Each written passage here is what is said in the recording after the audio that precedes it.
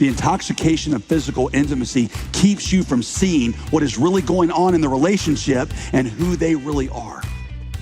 And when the physical excitement of sex fades, which it will, all you're left with is a sick relationship.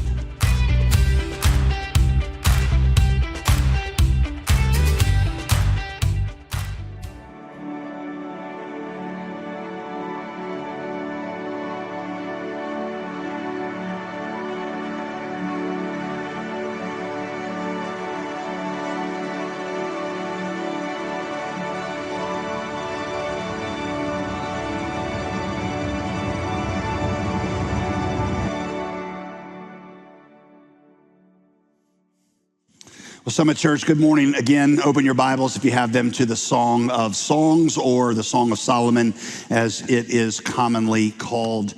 We are starting a 4-ish week series on finding love. You're like, I don't know where the Song of Songs is. It's about halfway through your Old Testament. Look at the table of contents. It's right around Psalms, and you can work your way there. There are few things that feel as traumatic as dating. Am I right?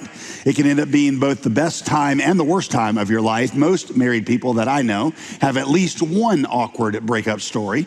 Mine was when a girl that I was dating and I broke up during the middle of a week-long mission trip that I was leading. Halfway through the week, it seemed pretty clear that breakup was where we were headed.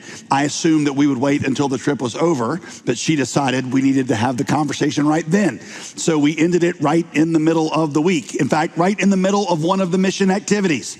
Everybody was over here doing the mission thing, and she and I were over there doing the breakup thing. I remember we got some pictures developed that morning, and she took one with the two of us together. She ripped it and threw it at me and said something like, "Here's your unity in Christ." It was amazing. For obvious reasons, she didn't feel like finishing out the week under my leadership, so she asked if someone could take her home. Well, I was the only one authorized to drive the van, so I had to drive her 4 hours home the next morning, just me and her in the vehicle. I ran out of things to talk about as soon as we pulled out of the driveway. She has gone on to have a great marriage, and so have I, but the point is dating can be hard, and sometimes you make it hard on yourself. And now we've got the plethora of dating apps, which were supposed to make things easier, but honestly, have they? I mean, I know in some ways they can make meeting easier, but they can also really complicate things. And maybe you wonder, you're like, is it okay for a believer to use a dating app? Or how do you keep from getting burned or catfished or whatever the kids are calling it these days? I mean, we all know, right, that what people say on those things may not exactly be true. In fact, recently I saw a glossary that explained how you should interpret certain phrases on these dating profiles. So if you're in this phase, you should listen to this. If a guy says he's huggable, that means he is carrying a few extra pounds and has more body hair than Sasquatch. That's what that means, okay? If a woman says, I don't want somebody who starts drama, that means I'm the only one who is allowed to start drama, and I do it often, okay? If a guy says, I'm laid back and very close to my family, that means I still live at home, I'm unemployed, and I hope you have a good paying job. That's what that means. If she says, must love dogs, that means her dogs are always going to be more important to you, her than you, and you just need to get used to that. If he says, I own my own business, it means he sold a few random things on eBay. If she says, I own my own business, get ready to buy some essential oils, okay? Now, I promise I did not make any of those up. So how do we navigate these treacherous waters?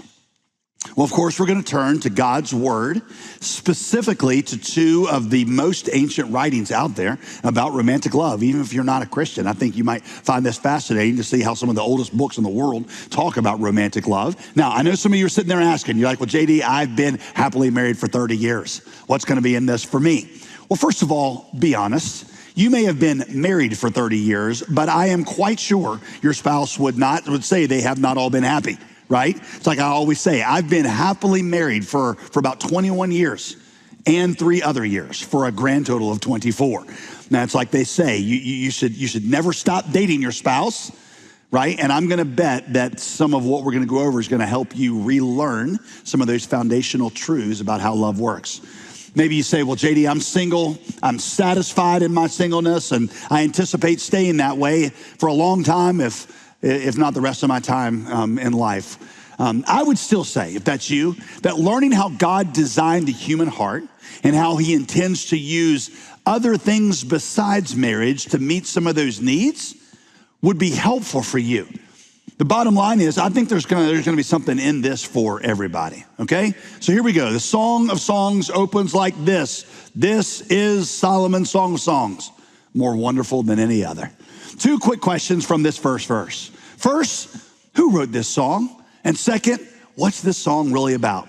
To the first question, who wrote this, you say, well, duh, Solomon. It says it right there in the first verse, Solomon's Song of Songs. True.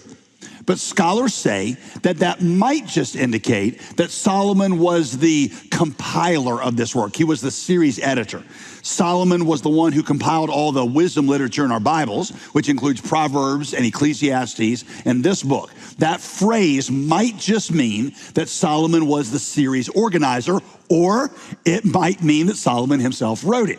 You say, well, what do you think, Pastor? I'm not sure. Part of me thinks Solomon wrote it, but there's a couple of reasons why maybe he didn't. First, the guy in the story presents himself as a shepherd, and Solomon was definitely never one of those. He was born with a silver spoon in his mouth. Second, the lovers in this book talk like they're the only ones in the world for each other. And Solomon had, 700 wives. So that's a little problematic too. And that brings me to the second question. What is this book really all about?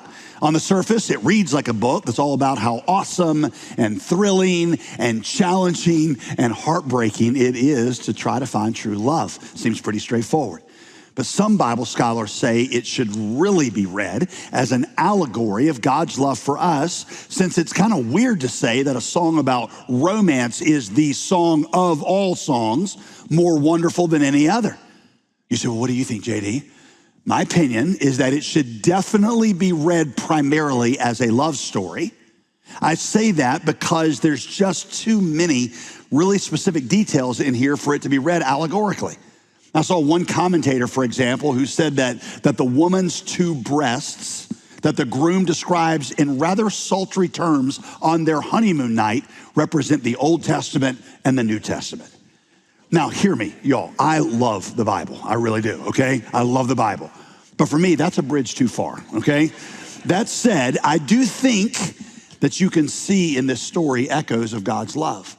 Hosea and Isaiah and the Apostle Paul and many other Bible writers tell us that God created romantic love to teach us about his love for us. Hebrew scholar Richard Hess, for example, says, saints of every age have found that romantic love invites them to experience a transcendent love beyond the realm of the physical. You get to, in romantic love, you get a little taste of his love. So we'll return to that at the end.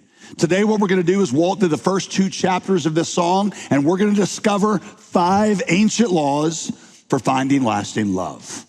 Verse 3 is where we're going to start, chapter 1. Now, one quick thing to note about the book as you read it. There are 3 different speakers in this book. There's a she, there's a he, and every once in a while, you got this chorus that sings over them. You need to think of this like a musical, right? That's the way it's written. It's written as a musical. What we're reading is the stage play script. Verse 3 is her speaking. She's the first one out on the stage, and she says to him, how fragrant your cologne. Your name is like its spreading fragrance. No wonder all the young women love you. This was my life verse in college. I'm just kidding. That's not true. Cologne in those days was one of the most rare and valuable possessions that a person owned. Something that was passed down from generation to generation. This guy's name, his reputation, she says, has that kind of value to her. What is significant here is that the place where her attraction starts, the place where her description of what attracts her starts is with his reputation. And for the rest of this chapter, she is going to comment on and fawn over aspects of this guy's character. Eventually, she's going to get to how good he looks and some pretty clear and even semi-awkward descriptions of what she likes about how he looks. But that is not where she starts. And for us, that is law number 1. Character outperforms and outlasts beauty. Our culture, as you know, tends to prioritize physical attraction over everything. And let me be clear, physical attraction is not nothing. I mean, God created it, but it's not the most important thing, and it is certainly not everything. Studies, in fact, show, and by the way, if you're single, you're dating, if you listen to anything I'm going to say, I want you to listen to this. Studies show that the effects of infatuation, what we call the butterflies, the liver quivers, the honeymoon period, whatever you want to call it, wear off in about 18 months to 2 years. Which is why, by the way, some of you have never had a relationship that lasts longer than 18 months. Experts call that the limerence phase, and your body literally releases all kinds of hormones during that time that create these euphoric feelings of hope in you. You feel alive, you feel young, you can't stop thinking about them. It's like you're overcome by these passionate feelings. It's an awesome period. But the most important thing to remember about that period is that it is a phase, and it lasts at most 18 months to 2 years. And here's the thing. If that's primarily what your relationship is built on, then when that fades, which it will, then you're going to have nothing left. Physical attraction, you see, fades in 2 ways. First, the beauty itself fades. I hate to be the bearer of bad news or to say something that's going to be depressing for some of us, but as you get older, things sag and they wrinkle and they gray and they droop, and Botox and working out cannot hold that off forever. But y'all, here's the double whammy. Even if that wasn't true, even if through Botox and hormone infusions and Grecian formula, your partner could stay 29 forever,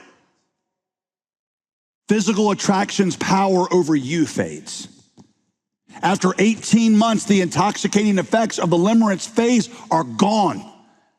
And so if you're looking for lifelong love in the dating process, you will prioritize character, not the butterflies, because character is a beauty that lasts long after the butterflies are gone. Matt Chandler, who is a pastor friend of mine about my age, got brain cancer a few years ago and had to undergo pretty severe treatment. He talks about how during that season, his good looks and his wife Lauren's beauty were utterly meaningless to them. He says, when I got cancer, everything that was sexy about me vanished for 2 years. My strength, my vibrancy, my sense of humor, even my hair. I became a shriveled up version of what I had been, but Lauren had entered into a covenant with me, and she loved the character that God had formed in my heart. All that mattered in that chapter of our marriage was her character and mine. Character sustained the marriage, fueling and reigniting all the rest. Maybe you just met a new guy and you were like, oh, but he is so cute. And when he takes his shirt off, he has that 6-pack. I'm gonna go ahead and tell you right now, when you are on the way to the emergency room at 3 a.m. with one of your kids, it does not matter what kind of 6-pack he has. All that's gonna matter to you in that moment is if he's the kind of guy who knows how to petition God in prayer. If he's a spiritual rock you can lean on as the two of you have to trust the promises of God together. Y'all, I look at my wife sometimes. She's always been beautiful. I mean, several numbers higher than me on the 1 to 10 scale or however you measure that. But we're getting older, right? That's no secret. And yet there is a beauty in her character that just gets more beautiful year by year. She's got a body that's given birth to 4 children. And every woman will tell you that has an effect. But what I see is a body that has sacrificed itself for 24 years to serve me and our kids. And that's even more beautiful than what I fell in love with in college. I look forward to growing old with her because she gets more beautiful year by year, even as our bodies get older. Now, again, you say, well, JD, are you trying to say physical attraction should mean nothing at all? That I should just date her for Jesus? No, I'm not saying that. And neither is this woman in the Song of Songs. God created physical attraction. You should not date somebody that you're not attracted to. You should not do that for their sake. Right, guys, if you need to hear this, no girl ever wants to hear you say, I don't really find you physically attractive at all, but your quiet time routine is on point, let me tell you, okay? No, you need to pursue somebody that you're attracted to. I'm just saying that what should attract you first and most is character. Law number 2 comes right out of law number 1. Be with somebody who builds you up. In verse 6, she says, don't stare at me because I'm dark. The sun has darkened my skin. My mother's sons were very angry with me. They forced me to care for their vineyards, so I couldn't care for myself. I couldn't take care of myself, my own vineyard. You know, it's funny how beauty standards change from culture to culture and age to age. Today, many of us seek a tan. At least white people do that. We will lay out in the sun for hours or spray weird chemicals on ourselves to get darker. In those days, however, a tan was considered unflattering because it meant somebody worked in the fields, which meant they were po. Bottom line is that this girl is insecure about how she looks. So in verse 9, he responds to her, and he says to her, into her insecurity, I compare you, my love, to a mare among Pharaoh's chariots. Now, I'm not sure it's advisable to compare your girlfriend to a horse, just for the record, okay? But go with me here for a minute. The Egyptian pharaohs had these famous white mares that pulled his personal chariot.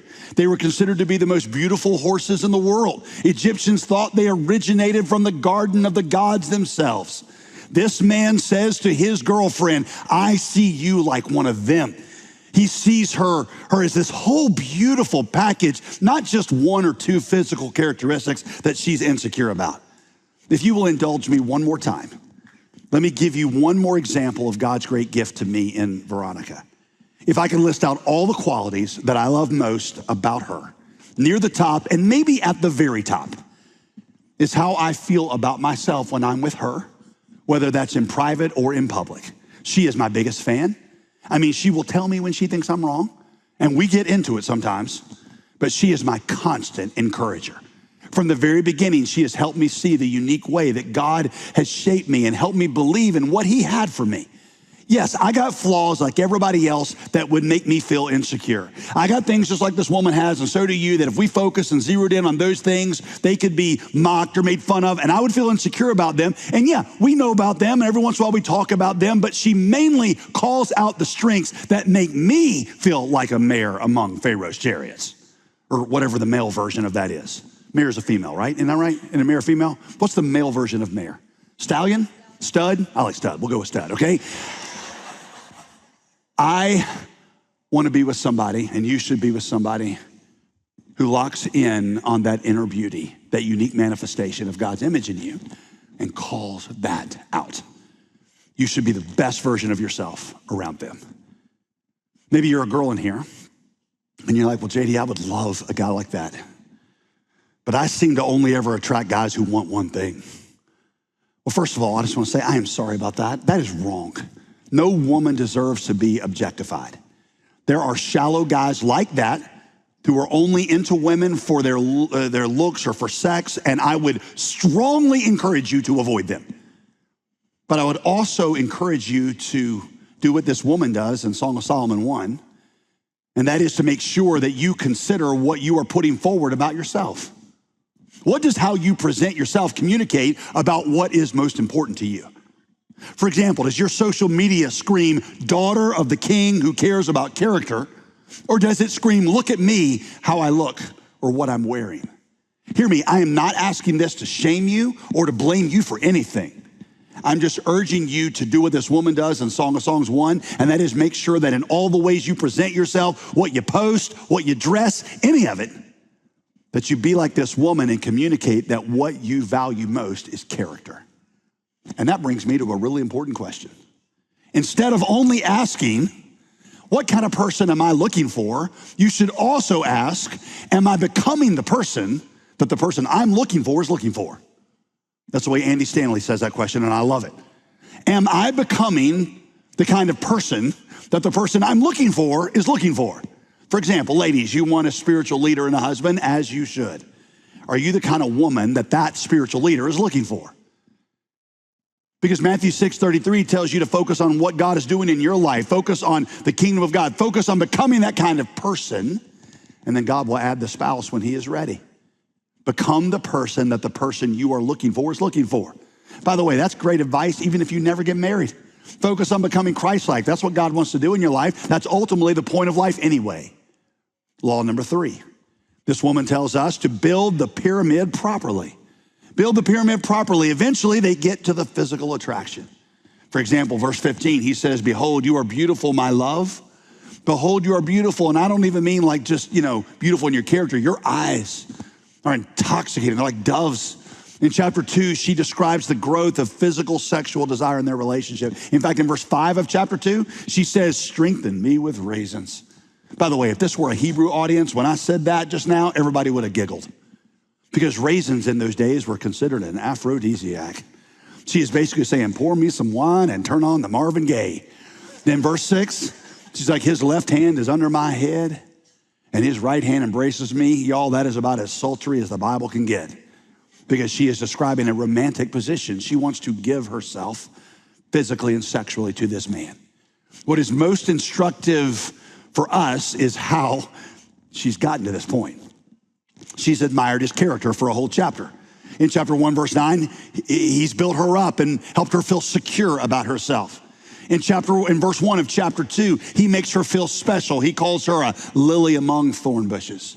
In verse 3 of chapter 2, look at it. She talks about how safe she feels around him. With great delight, she says, I sat in his shadow. She feels protected by him and cared for by him and covered by him and protected by him and loved by him. And now she is ready to give herself to him.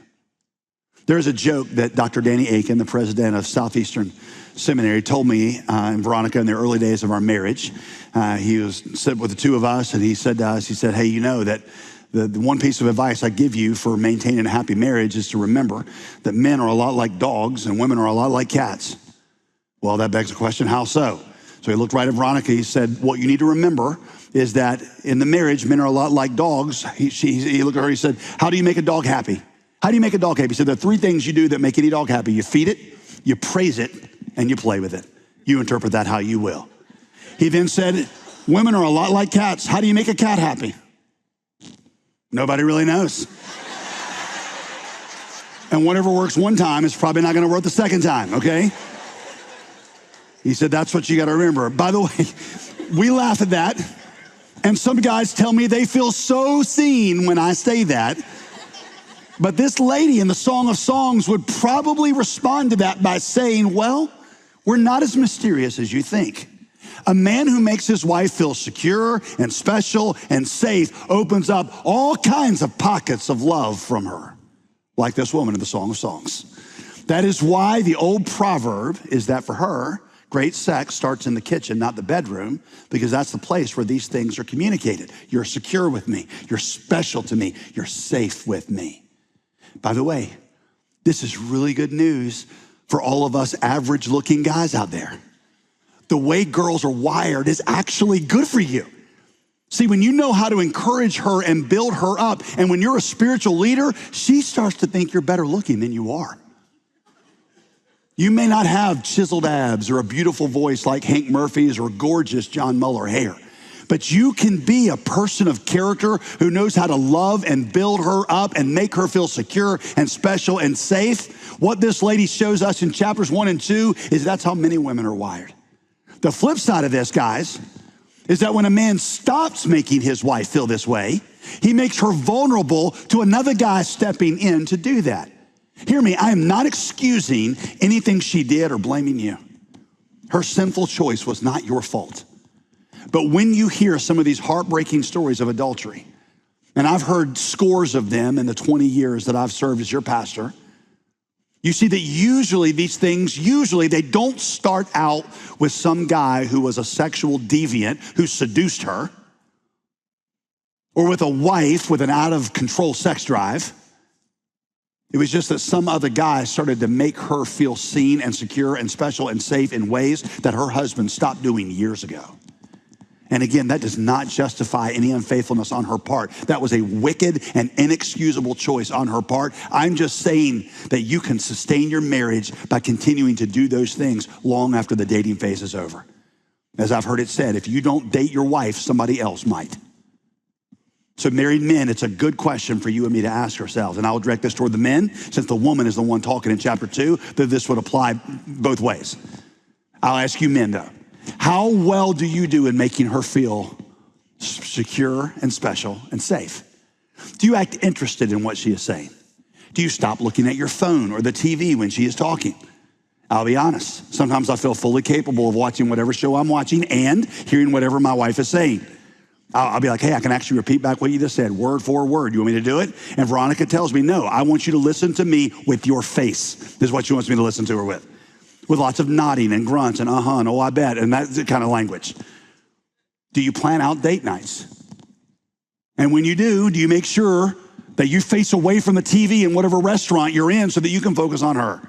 Do you shave and put on cologne and wear something that doesn't have a sports team name or a picture of a big mouth bass on it when you go out?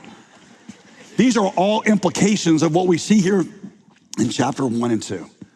But I labeled this point, build the pyramid properly, because I wanted to highlight how she says sexual desire developed in this relationship, because it has massive implications for dating. Here we go. God made us so that sexuality, the best sex, physical oneness, happens when it is the icing on the cake of oneness in every other aspect of our lives. I've taught on this a lot over the years, but sex is supposed to be a physical oneness that corresponds to oneness in every other way. Spiritually, you become one. Emotionally, you're one. Financially, you're one. Your families have become one. Your last names have become one. Your bank accounts are one. Your futures are one. All of it's one. That's why sex is supposed to happen only within the context of a covenant marriage. And it means that the best sex, the best romance, happens when the relationship has been built on a complete oneness of persons. But let's back this up one step farther. Let's just ask, why did God create marriage in the first place? What was God's primary functional purpose in creating marriage? What need was he trying to fix? You say, well, it was to give us a picture of Christ in the church, to reveal God's, yeah. But what was the earthly functional purpose? What problem was he trying to fix? Was it for procreation? Was it for the alleviation of sexual desire? Yo, listen, what I'm about to say will radically change how you approach dating and marriage if you understand it. Single people, listen really closely. God's primary purpose was companionship, friendship.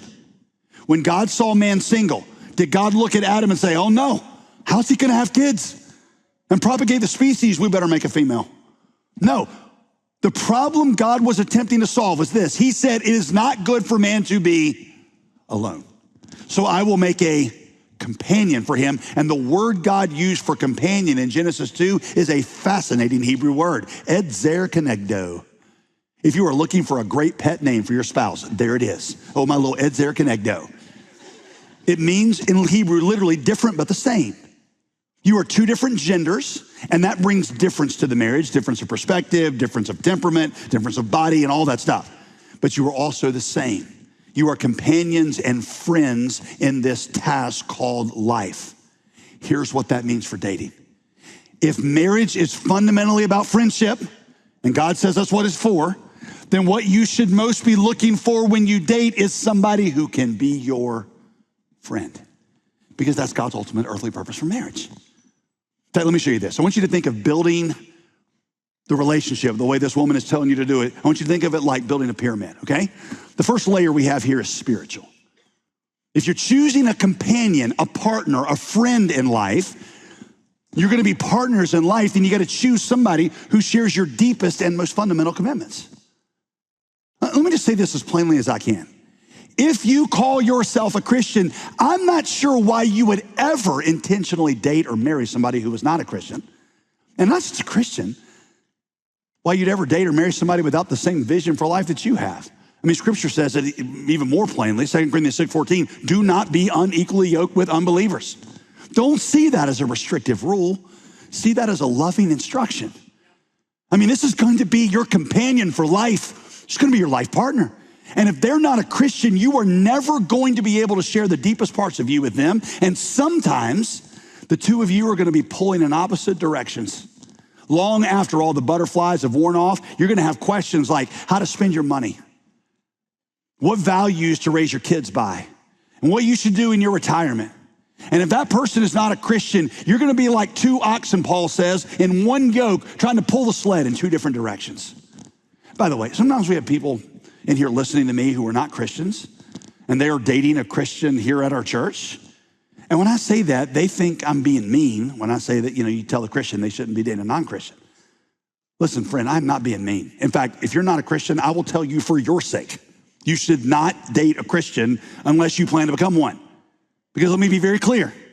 That Christian you're dating right now, that one you're sitting next to, really wants to convert you. You want me to prove it? They invited you here today, didn't they? And that's why every once in a while they give you the side eye and they're looking at you to see if I'm connecting with you. That's what they're seeing. By the way, their whole family is praying for you this morning. They all know you're here. Everybody in the family is just going to keep praying for you, and nobody's ever really going to be happy until you become a Christian. So I would just tell you, for your sake, don't date a Christian unless you plan to become one. So spiritual, the second layer we're going to put on here is emotional. By this, I mean like how good of a partner they're going to make for you in life. I don't mean you got to like all the same things. You don't have to both love sports or hunting or Taylor Swift or home design. I don't mean that. But is this the kind of person that you want to process your day with for the rest of your life? Is this the kind of person you want to go on vacation with? Is this the kind of person you want to retire with? Is he or she going to be your best friend? Because y'all, that's why God created marriage, for companionship, for friendship, not just to give you to somebody to have sex with and have kids with. Spiritual, emotional, and then obviously the last layer here is physical. This is supposed to sit on top of all the others. As we've seen, it's the least substantive of the three layers, which is why it's the smallest. This is how a healthy marriage is supposed to look. And when it's built like this, then when this up here fades, like it will one day, then you still got all this. And this makes for a solid marriage. That said, if you build it like most people in our culture build it, which is this way, you got physical here, and then, hey, we can't, this is where all the action's happening, and oh yeah, we also kind of like each other, and I don't know, we don't want to talk about a whole lot of things spiritually. If that's what you do, does this look like a really stable structure? And when this goes one day, which it will, this is what happens to your relationship. Which leads me to law number 4. Sex sabotages the clarity process. Chapter 2, verse 7, here's what she says. Promise me, O women of Jerusalem, by the gazelles and the wild deer, not to awaken love until the time is right. You say, Jay, why'd you change your voice when you said gazelles and wild deer? Because in Hebrew thought, gazelles and wild deer represent youthful sexual vigor. This young lady says, keep them hibernating until it's time for them to run, but then let them out of the cage and let them go wild. Why is she saying that here at the end of the dating process? Is it simply because sex before marriage is sinful? Well, let's be clear. Yes, it is. But she also says it here at the end of this description in chapter 2 because she's communicating, listen, physical intimacy clouds the evaluation process. Even secular scientists say that the intoxications of physical intimacy keep you blind to things in the partner that you really ought to pay more attention to. Sex early in the relationship makes incompatible people think they're compatible. The purpose of dating is to allow you time and space to gain clarity about somebody's character. The purpose of dating, listen to this. The purpose of dating is not to give you a romance appetizer or to allow you to experience marriage light. That's why she says, don't awaken love, sexual love. Don't awaken it until the time is right. Write this down if you're taking notes. Date for clarity, not intimacy. Date for clarity, not intimacy. Because the purpose of dating is to get clarity about somebody's character, to see what kind of companion they're going to be for you, not to sample intimacy with them to hold you off until you get married. Physical intimacy early on just clouds that evaluation process. Physical intimacy works like a drug. It intoxicates you. When you're sick and your body's in pain, the doctor prescribes a codeine pill, and you take it and you feel awesome. Your body is in fact not awesome, but the drug deceives you into making you think you are awesome, and that's fine when you're sick. Thank God for good medicine. But think about the harm you cause to yourself if you let the illusion that that drug creates in you keep you from taking whatever steps you need to take to really get better. When I'm sick, I pump myself full of medicine because I want to get back out there because I hate sitting still. It's like my least favorite part of being sick. But my wife was always like, you need some rest. I'm like, but I feel fine. She says, that's the drugs talking, but your body actually needs rest. And I usually ignore her and work anyway. And then my body stays worn down and I stay sicker longer. The intoxication of physical intimacy keeps you from seeing what is really going on in the relationship and who they really are. And when the physical excitement of sex fades, which it will, all you're left with is a sick relationship.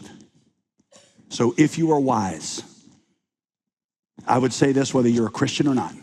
If you're wise in the dating process, you should keep physical intimacy to a minimum and heed this woman's advice. Don't awaken that stuff until the time is right. When I was a teenager, my dad gave me 4 practical laws to practice this. They've since come to be known as Lynn's laws, because my dad's middle name is Lynn, but everybody calls him Lynn. And they're actually a little famous around the Summit Church. Here's what I was told this when I was 16 years old. Son, number 1, nothing in the dark. Number 2, nothing below the chin. Number 3, never, ever, ever, ever lie down. Nothing good ever comes from that.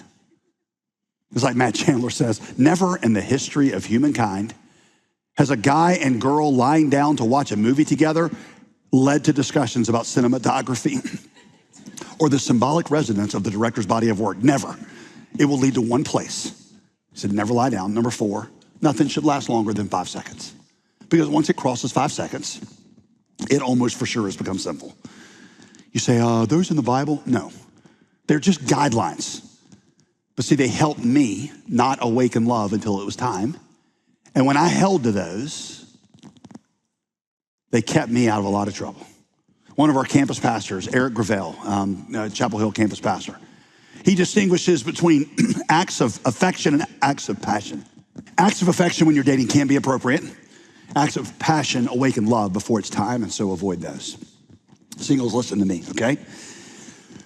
I know that living like this is difficult, countercultural. Sex is common in the dating culture, even expected. So is divorce. And I think you're here because you want something different than what the world is putting out there, don't you? But see, here's the thing. Listen, if you want something very few people have, then you got to be willing to do what very few people are willing to do. You got to build your relationship differently. Sometimes I get asked, well, does this apply to high school students? How does this apply to high school students? Should high school students be able to date? Full disclosure, we don't have a rule against that at our house. We have allowed our kids to go out on dates at age 16. But since they're not ready to get married, and won't be for, I guess, mid-30s, I'm guessing is when they'll be ready. Because dating is a road that leads to marriage, it doesn't make a whole lot of sense to go really far down that road if you got no intention of getting to the destination. So I tell my kids in their dating relationships to prioritize friendships, especially in the dating years. Don't awaken love until it's time. We always told our kids that the 3 ideals to pursue in this stage are non-exclusive, non-physical, non-escalating. Because once something is exclusive, physical, and escalating, you are definitely awakening love and getting up into that physical realm. Law number 5, give the relationship a little TLC. TLC is time for learning and community. Remember, you're dating for clarity, not for intimacy. And character is best seen not through the lens of intimacy. In fact, that just usually clouds things.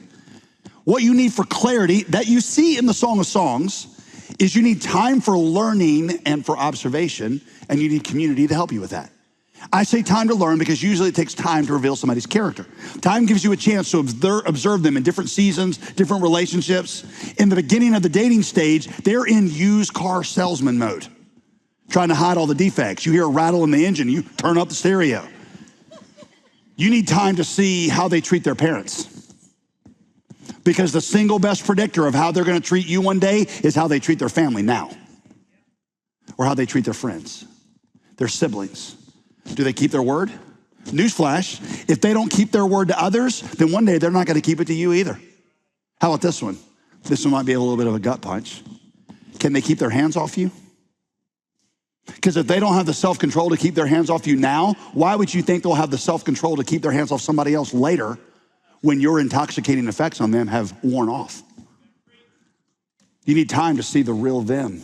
You also need enough time for the intoxication to wear off from you so that you can see the real them and not the romanticized, idealized version of them that you created in your head because you were all hopped up on pheromones. And yeah, I know, you don't have to email me. I know there are people who meet and 2 weeks later they're engaged and they make it okay. I'm not saying that never happens. I'm just saying it's not best practice, especially when you're young. One of the greatest gifts that God gave to Veronica and me, I met her right before I left to be a missionary for 2 years. literally on the other side of the world, as far as you can get on this planet from North Carolina. And during those 2 years, we wrote lots of letters. And in those 2 years of letters, I was able to see the real her. I'm not saying you should all move to Southeast Asia for 2 years. Though honestly, it probably could be helpful for some of you. Maybe you should. But you need the time and emotionally cool space to really see their character. And that leads me to one of the most important things you need: community. Have you noticed this whole time in these first 2 chapters, she's talking to her community and they're singing back to her. In fact, they're making their own observations about this guy. She evaluates this guy's character in the context of community. Dating in our culture has become a highly privatized thing between just you and the person you're dating. And the online dimension of dating now, which again, there's nothing wrong with it, but it just amplifies that. You start dating somebody that literally nobody else in your life knows. In what is arguably the most monumental decision of your life, you isolate yourself and tell yourself that your heart knows best precisely when your heart is in the worst possible condition to know best. Y'all, if there were no other practical reason to be involved in this church as a single, this would be it. Because people who love you can see potential problems with that person that you can't see, all intoxicated with infatuation as you are. In fact, Matt Chandler again, one sure way to walk in foolishness in a romantic relationship is to date somebody who troubles the godly counselors in your life. Somebody needs to hear that right now, and it stings, but I'm telling you, it's a word of life. So if you are young and single, plug into the church. Get to know some older people. But by the way, best way to do that is by volunteering at one of our campuses. That's the best way to get to know other people. And ask those people to speak into your life. In return, you can show those older people how to dress, how to use the flashlights on their phone, or whatever they need help with, okay? Older people, invite single people into your lives. Invite them to sit around your table and have dinner with you. Let's return to the beginning, okay? This is Solomon's Song of Songs. More wonderful than any other. For some of us, y'all, romantic love is all we've ever dreamed about. Seems like the Song of Songs to us. Seems like the one that is more wonderful than any other. It's what we've yearned for, and we don't see how it's possible to have a full and complete life without somebody singing this song to us. But the Apostle Paul, a single man, made clear that romantic love, as awesome as it is, was only a signpost to a greater love. That's the love you're created for. That's the love you've always been missing, whether you've recognized it or not. The arms that you yearn for in romance, listen, were actually his arms. What your soul was craving was not something from another human. It was craving something from God. You longed to be known and to be loved. You longed to be known completely, seen as you are and accepted as you are and loved unconditionally. And that's the love that God gave at the cross. Tim Keller says there's a myth that many people in our culture believe called the right person myth. That myth says that there is a perfect right person out there for you. And if you don't find that person, you're never gonna be happy. Can I tell you why it's a myth? Listen, I'm gonna tell you why it's a myth. You always marry the wrong person. Go home and say that to your spouse today. You are the wrong person for me. It's true. And that's because the love you were created for, the love you yearn for, the person that you were designed to be complete in. It's not them, it's Jesus. And when you're looking for that completeness in somebody else, they always become the wrong person. Over the years, I've described it like this. Most people approach dating like a man drowning in an ocean. He's drowning in a sea of loneliness and despair, and along by floats a 5'4" brunette life preserver.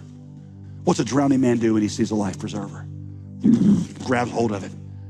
You know, like Rose on that door and kicks Jack off and he drowns. Like that's what you do with a life preserver. He sucks the life out of her because he's dependent on things from her that she was never designed to give him. I've told you this, lonely, insecure single people become lonely, insecure married people. Because problems like loneliness and insecurity aren't cured by another human being. They're only cured by the love of God. Marriage does not solve emptiness. It just exposes it. That's why I always say, listen, that you're not really ready to date until you're ready not to date. Because until you're ready not to date, that is, until you know that you can be a happy and complete person, even if you're single, you're gonna try to turn that marriage partner into something they were never designed to be. Plus, that person you're marrying is a sinner, which means they're going to let you down.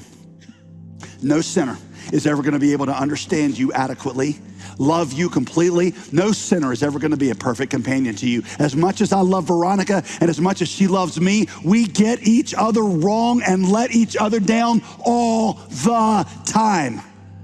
The way Tim Keller says it, the best you can hope for in marriage is less of a bad match, because everybody ends up disappointing you. But see, that also gives you a freedom in marriage, doesn't it? It gives me a freedom in marriage. I'm not counting on you, Veronica, to complete me, because Jesus completes me. And if Jesus is the one who completes me, that changes what I need from you. I don't desperately depend on you for meaning and life and security. I'm full in him, and I can love you out of the overflow of who I am in him and out of the desperation of what I am without him. And that enables me to forgive you when you fail me. Takes a lot of the pressure out of dating too, doesn't it? You see, rather than feeling like, oh, you're on this desperate, obsessive search for the right person who is the essential key to a happy life, you can find your completeness in him and trust him to meet your companionship needs in whatever way he sees fit. Now, you realize this, there are other ways God can meet our companionship needs, right? When you're in a situation where marriage isn't available. Marriage might be the first way that God met our loneliness problem. It might even say it's the preferred way, but it's not the only way. In fact, the New Testament tells us that the companionship in marriage is just a pointer to the unity of the body of Christ, the church. If you're not married now, God intends you to find these companionship needs in the church. When Jesus was asked about his earthly family, he pointed to his followers and he said, these are my family. This is my brothers and sisters and mother. Y'all listen, every time you pray to a man who died as a 33-year-old single adult and never had a single romantic fling throughout his entire life. And yet he was the happiest and most fulfilled person who ever walked the face of the earth. And you're complete in him. He's the right person for you. His song is the song of songs. His song is the one more wonderful than any other. And that's a song he's singing over you right now. And when you receive it, you can start to date out of fullness and not out of emptiness.